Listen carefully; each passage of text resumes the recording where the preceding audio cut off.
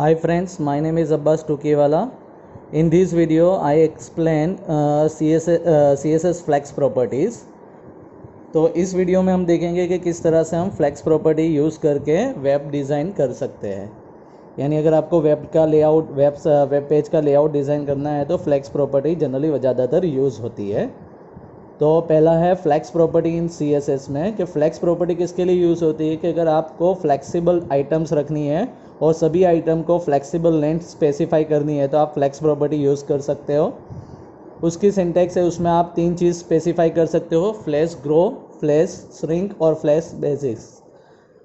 ये flash property तीन property से बनी हुई है। पहली प्रॉपर्टी होती है फ्लैश ग्रो, जिसमें आप नंबर स्पेसिफाई कर सकते हो कि हाउ मच आइटम्स, यानी कितनी आइटम ग्रो करनी चाहिए relative to the rest of flex item. उसी तरह से ग्रो में ग्रो है, उसी तरह से श्रिंक में क्या कर सकते हो, आप आइटम को श्रिंक कर सकते हो।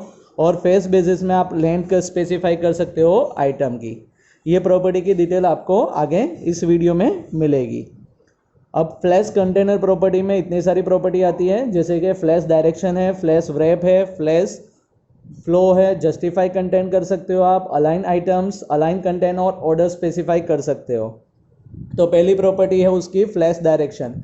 इसमें आप फ्लैक्स कंटेंट में जो भी आइटम आप रखते हो कंटेनर में उसकी डायरेक्शन आप स्पेसिफाई कर सकते हो। उसके सिंटैक्स है, फ्लैक्स डायरेक्शन में आप रो स्पेसिफाई कर सकते हो, यानी आइटम एक ही रो में अरेंज होगी। रो रिवर्स करोगे तो जो लास्ट आइटम होगी वो पहले अरेंज हो जाएगी, फर्स्ट आइटम लास्ट हो जाएगी, यानी रिवर्स ऑर्डर में अरेंज होगी। उसी तरह से आप कॉलम स्पेसिफाई करते हो तो जितनी भी आइटम है कॉलम वाइज अरेंज होगी, और कॉलम रिवर्स करते हो तो वही रिवर्स ऑर्डर में कॉलम वाइज अरेंज होगी।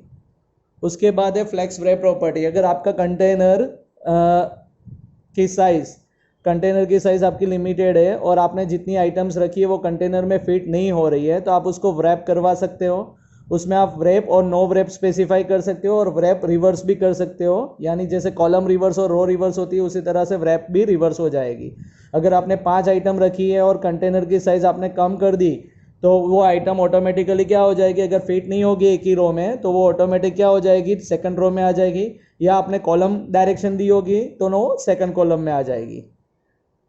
उसी तरह से फ्लेक्स फ्लो प्रॉपर्टी है। ये हमने आगे जो दो प्रॉपर्टी देखी है, फ्लेक्स डायरेक्शन और फ्लैश व्रैप, ये दोनों को कंबाइन करके आप फ्लेक्स फ्लो प्रॉपर्टी में स्पेसिफाई कर सकते हो। पहला डायरेक्शन स्पेसिफाई करना है और फिर wrap.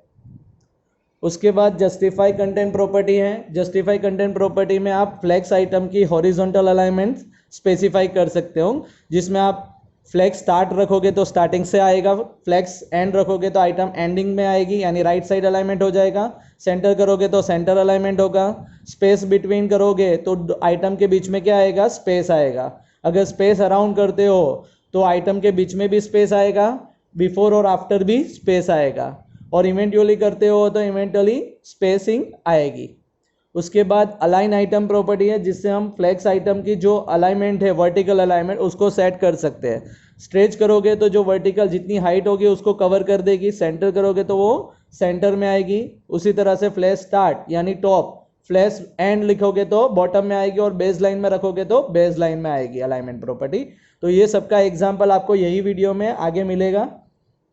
Flex align content property है। अलाइन कंटेंट प्रॉपर्टी में भी आप अलाइन फ्लेक्स आइटम की नहीं, फ्लेक्स लाइन की अलाइनमेंट सेट कर सकते हो। इसमें भी stress centre, flash start, flash and, space between और स्पेस अराउंड है। उसके बाद ऑर्डर प्रॉपर्टी है। डिफॉल्ट वैल्यू उसकी 0 होती है, आप ऑर्डर स्पेसिफाई कर सकते हो। जैसे कि आपने फ्लैश आइटम रखी है, 4 आइटम रखी है, तो कौन सी आइटम पहले आनी चाहिए वो आप ऑर्डर वाइज नंबर दे सकते हो। अगर आप सभी आइटम को ऑर्डर दोगे तभी वो अलाइनमेंट सेट करेगा। उसी तरह से फ्लैश ग्रो प्रॉपर्टी है, उसकी डिफॉल्ट वैल्यू होती है 1, यानी आपका जो फ्लैश आइटम है कितनी आइटम कवर करना चाहिए, यानी कितनी नंबर ऑफ आइटम्स को उसकी वीट कवर होनी चाहिए वो आप यहाँ स्पेसिफाई कर सकते हो। अगर फ्लैश ग्रो 1 रखा है तो वो एज इट इज सभी आइटम की 1 की वीट आएगी। अगर आपने 2 रखा है तो दो आइटम की जितनी वीट होगी उतनी कवर करेगा। उसी तरह से श्रिंक, जैसे ग्रो होता है यानी वीट बढ़ती है, उसी तरह से श्रिंक यानी वीट घटेगी। उसी तरह से फ्लैश बेसिस में आप इनिशियल लेंथ स्पेसिफाई कर सकते हो कि फ्लैश आइटम की डिफॉल्ट लेंथ कितनी होनी चाहिए। बाय डिफॉल्ट वो ऑटो होता है, आप नंबर अपना स्पेसिफाई कर सकते हो। अब हम एक एग्जांपल देखेंगे उसके लिए कि किस तरह से हम ये फ्लैश प्रॉपर्टी को एग्जाम्पल में यूज़ कर सकते हैं।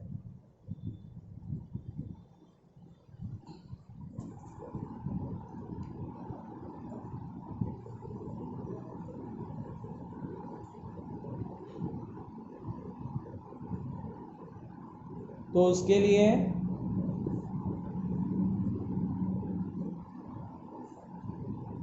मैं एक सबलाइन टेक्स्ट यूज़ कर रहा हूँ, सबलाइन यूज़ करूँगा जिसमें हम HTML पेज बनाएंगे और जिसमें हम क्या स्पेसिफाई करेंगे कि किस तरह से हम ये प्रॉपर्टी को यूज़ कर सकते हैं वेब पे डिज़ाइन करने के लिए। तो सबसे पहले आपको स्क्रीन पे दिखाई दे रहा है, आपको HTML टेक्स्ट स्टार्ट करना है और ख़त्म करना है। अब ये मैं पेज को पहले सेव कर देता हूँ एक फ़ोल्डर में। आप कहीं भी जगह सेव कर सकते हो, जैसे कि फॉर एग्जांपल मैं इसको डेस्कटॉप पे ही सेव कर देता हूँ। तो आप अपने पीसी में कहीं भी जगह उसको सेव कर सकते हो। मैं अपने पीसी में डेस्कटॉप पे उसको सेव कर देता हूँ। कोई भी नाम देके सेव कर सकते हो, पर जनरली जो पहली फाइल होती है उसको HTML यानी index.html से सेव कर दो। ये ऑलरेडी बनी हुई है फाइल्स, तो हम उसको कोई फोल्डर में सेव कर देते हैं।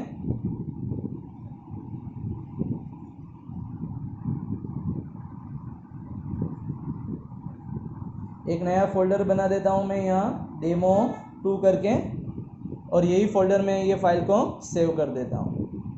अब ये HTML टैग हमारा हो गया।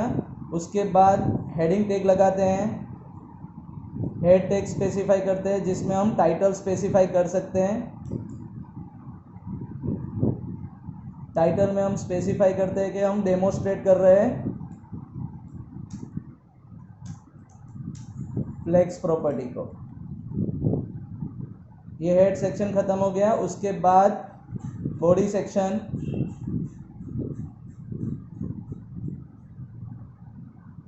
देखो थोड़ा जूम करके आपको बता रहा हूँ।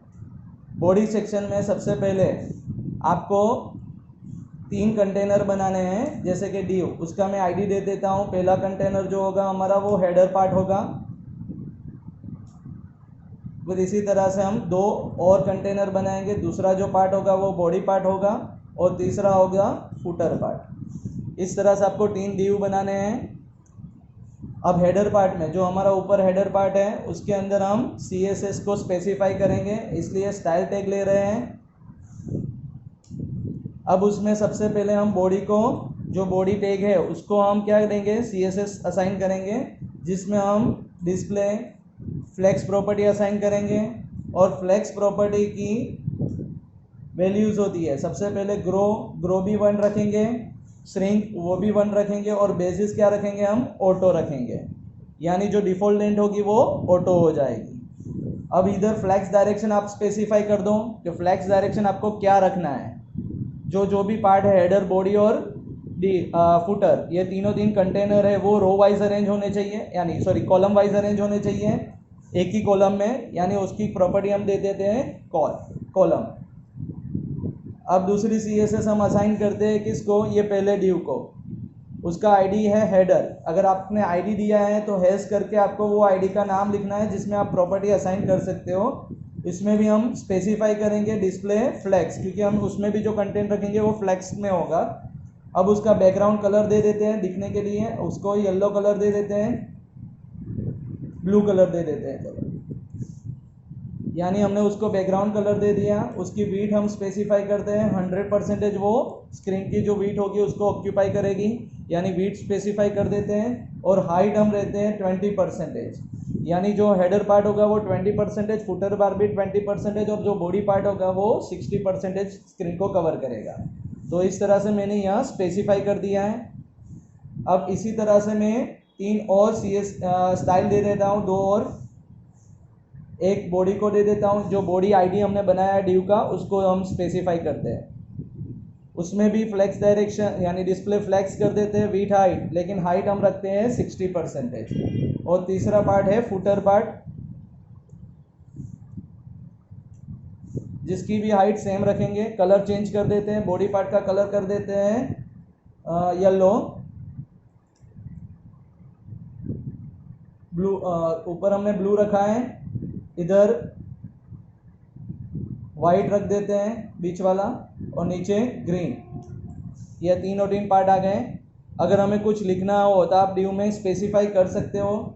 जैसे कि ये हेडर पार्ट है तो हम हेडर पार्ट स्पेसिफाई कर देते हैं।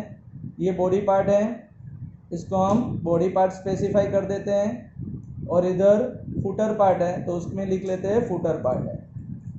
अब तीनों के स्टाइल भी हमें फ़ॉन्ट ऑन भी सेट करने पड़ेंगे, क्योंकि हम लिख रहे हैं तो फ़ॉन्ट साइज़ हम स्पेसिफाई कर देते हैं कि 30px। कलर स्पेसिफाई कर देते हैं ब्लैक कलर, जो लिखा होगा वो ब्लैक कलर में आएगा। और फॉन्ट वेट दे देते हैं बोल्ड। ये तीनों जो फॉन्ट के स्टाइल है वो हम तीनों ड्यू में स्पेसिफाई करेंगे। अब आपको सेव करके मैं बताता हूँ किस तरह से आपको ये दिखेगा। तो आपने जहाँ सेव किया है वो फोल्डर आप ओपन कीजिए।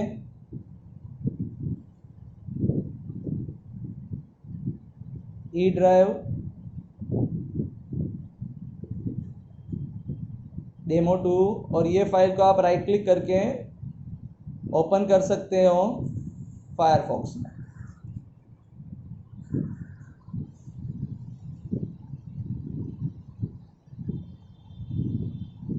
अब देखो, अभी ये जो पार्ट आ रहा है हमारा इस तरह से आ रहा है। हेडर पार्ट आ रहा है ब्लू कलर में, बीच में वाइट, और यहाँ आ रहा है आपका इस तरह से, बराबर। तो जो हमने बॉडी टैग में हमने यहाँ स्पेसिफाई किया है उस तरह से आपका डायरेक्शंस आ रहा है। यानी डिस्प्ले आपका फ्लैक्स है, फ्लैक्स 1 1, और डायरेक्शन आपका कॉलम वाइज है, इस तरह से कॉलम वाइज आ रहा है। अब यहाँ हाइट नहीं आ रही है, हाइट आपकी 20% है। बॉडी और हेडर, ये तीनों चीज़ हमारी, ये हम फ्लैक्स डायरेक्शन, ये हमारा बॉडी आपको दिख रहा है कि बॉडी पार्ट वाइट कलर में है, 30% वो कवर करना चाहेगा। अब हम यहाँ बॉडी पार्ट है उसकी हम वीट और हाइट दे देते हैं। तो पहले वीट हम दे देते हैं 100% और हाइट दे देते हैं 100%। अब सेव करते हैं बॉडी पार्ट का, यानी बॉडी टैग में जो भी हमने इफेक्ट किए वो वीट और हाइट स्पेस करते हैं तो आपको दिखेगा इस तरह से वो दिखाई दे रहा है। दिख रहा है जो हमने यहाँ स्पेसिफाई किया ये इसमें, उस तरह से आपको यहाँ स्टाइल दिखाई देगी। अब जो कंटेंट है हमारा वो कहाँ आ रहा है, स्टार्टिंग में आ रहा है, टॉप पे आ रहा है, लेकिन मुझे सेंटर में चाहिए। तो आप सभी के अंडर आपने फ्लैक्स रखा है, उसमें आप एक और प्रॉपर्टी है फ्लैक्स की जो हम यूज़ कर सकते हैं, जो हमने यहाँ बताई है। कौन सी प्रॉपर्टी हम यहाँ यूज़ करेंगे ये आपको बता रहा हूँ। देखो, जस्टिफाई कंटेंट, यह हॉरिजॉन्टल अलाइनमेंट के लिए है और अलाइन आइटम वर्टिकल अलाइनमेंट के लिए है। अब मैं यहाँ वही प्रॉपर्टी आपको यूज़ करके बताऊंगा कि किस तरह से आपको कंटेंट आप सेंटर में ला सकते हो। तो पहले हेडर पार्ट में हम जस्टिफाई कंटेंट प्रॉपर्टी यूज़ करते हैं, उसमें सेंटर दे देते हैं, और अलाइन आइटम प्रॉपर्टी यूज़ करते हैं, उसको भी सेंटर दे देते हैं। यानी ये हॉरिजॉन्टल के लिए और नीचे वर्टिकल सेंटर के लिए। अब तीनों पार्ट में हम ये स्पेसिफाई कर रहे हैं। अब सेव करते हैं और प्रीव्यू देखते हैं रन करके, तो दिख रहा है आपको तीनों पार्ट आपको सेंटर में, यानी जो भी कंटेंट आप रखोगे वो सेंटर में आ जाएगा। तो इस तरह से आप 3 पार्ट्स अरेंज कर सकते हो एक ही कॉलम में। अब हमें बॉडी पार्ट में कुछ कंटेंट रखने हैं, तो मैं बॉडी पार्ट में जो लिखा हुआ है वो कंटेंट हटा के यहाँ और एक डिव दे देता हूँ, जिसका आईडी कोई कॉमन रख देते हैं, जिसका नाम रखते हैं ब्लॉक। ये एक डिव ख़त्म। उसी तरह से दूसरा, तीसरा, चौथा और पांचवा, टोटल 5 डिव बना देते हैं हम। नंबर भी दे देते हैं, आपको समझ में आए 1 2 3 4 और 5, ये हमने नंबर दे दिया है। अब ये डिव को हमने आईडी बनाया ब्लॉक, उसको हम यहाँ CSS में स्टाइल असाइन करेंगे, जिसमें डिस्प्ले फ्लैक्स तो असाइन करनी है आपको। अगर हमें बैकग्राउंड कलर रखना है तो बैकग्राउंड कलर भी आप लिख सकते हो, जैसे कि मैं येलो कलर ले लेता हूँ। उसकी वीट और हाइट अभी मैं फिक्स रख रहा हूँ, सपोज के 200px, वीट 200px और हाइट भी 200px हम कॉपी करके लिख लेते हैं। अब उसमें हमें कलर भी देना है, क्योंकि येलो कलर है वो दिखेगा नहीं, इसलिए उस पर ब्लैक कलर जिस तरह से आपका नंबर दिखेगा। उस तरह से उसका फॉन्ट साइज भी हम दे देते हैं। फॉन्ट साइज हम दे देते हैं 50 px का, और फॉन्ट वेट भी दे देते हैं बोल्ड। उसी तरह से आपको जस्टिफाई कंटेंट भी दे देना है कि बीच में चाहिए तो सेंटर, और अलाइन आइटम्स भी हम स्पेसिफाई कर सकते हैं, वो भी सेंटर। अब हम उसको स्पेसिफाई करके अब रन करते हैं। देखो ये बड़े स्क्रीन पे मैं अभी रन कर रहा हूँ, तो आपके कंटेंट आ रहे हैं 1 2 3 4 5, लेकिन अभी क्या हो रहा है कि कंबाइंड हो रहा है क्योंकि हमने दोनों के बीच में गैप नहीं दिया है। तो पहले हम उसको गैप दे देते हैं। अब सभी ब्लॉक का मार्जिन दे लेते हैं। मार्जिन हम दे देते हैं सभी साइड से 20 px का। अगर आप मार्जिन दे रहे हो 20 px का तो सभी साइड पे 20 px का मार्जिन आ जाएगा। अभी आप देख रहे हो जो डायरेक्शन है 1 2 3 4 इस तरह से है। अब उसमें एक और प्रॉपर्टी हमने जो समझाई है अभी आगे, वो हम यूज़ करेंगे, जैसे कि फ्लेक्स फ्लो प्रॉपर्टी हम यूज़ कर सकते हैं डायरेक्शन चेंज करने के लिए। अभी जो है रो वाइज है, बाय डिफ़ॉल्ट रो ही होता है, यहाँ हम स्पेसिफाई भी कर देते हैं फ्लेक्स डायरेक्शन, यानी सभी जो मेन हमारा कंटेनर है ये रहा बॉडी कंटेनर, तो बॉडी कंटेनर में हम फ्लेक्स डायरेक्शन स्पेसिफाई कर देते हैं। फ्लेक्स डायरेक्शन बॉडी कंटेनर में आपको स्पेसिफाई करना है कि भाई रो वाइज होना चाहिए। अभी बाय डिफ़ॉल्ट रो वाइज ही है, इसलिए आपको रो वाइज ही दिखेगा। अगर आप कॉलम करोगे तो कॉलम वाइज आ जाएगा। अगर उसमें आप स्पेसिफाई करते हो फ्लेक्स फ्लो कि हमें कौन से फ्लो में चाहिए, तो रो रिवर्स ऑर्डर में चाहिए, तो ये सेव कर दो बॉडी कंटेनर में, और आप देखोगे तो नंबर यानी ब्लॉक हमारा चेंज हो गया। पहले 5 4 3 2 1 आ गया। तो इस तरह से आप फ्लो भी चेंज कर सकते हो। अगर आप इसको आप स्क्रीन को छोटा करोगे तो अभी क्या हो रहा है, यानी पूरे ब्लॉक आपके कम हो रहे हैं, छोटे हो रहे हैं। लेकिन अगर आपको ऐसा नहीं चाहिए तो आप रैपिंग भी कर सकते हो। एक और प्रॉपर्टी हमने समझाई है, उसमें फ्लेक्स व्रैप भी होता है, जिसमें आप व्रैप कर सकते हो कि क्या रखना है। व्रैप करना है तो व्रैप लिख लो, बॉडी कंटेनर में ही आपको लिखना है। अब आप उसको स्क्रीन को कम करोगे तो ऑटोमेटिकली क्या हो जाएगा, व्रैप हो जाएगा। जितनी स्क्रीन होगी उस तरह से व्रैप आएगा। अभी देखो ये फुटर पार्ट पे भी आ रहा है, ओवर रैप हो रहा है, क्योंकि हमने साइज़ बड़ी रखी है, इसलिए फुटर पार्ट पे भी हो रहा है, दिख रहा है। अभी ये रैपिंग करूँगा तो इस तरह से बताएगा। अगर मैं साइज़ कम कर दूँ, 100 px कर दूँ सभी ब्लॉक की साइज़, तो ये आपको अच्छी तरह से दिखाई देगा। देखो मैं स्क्रीन की साइज़ अगर कम कर रहा हूँ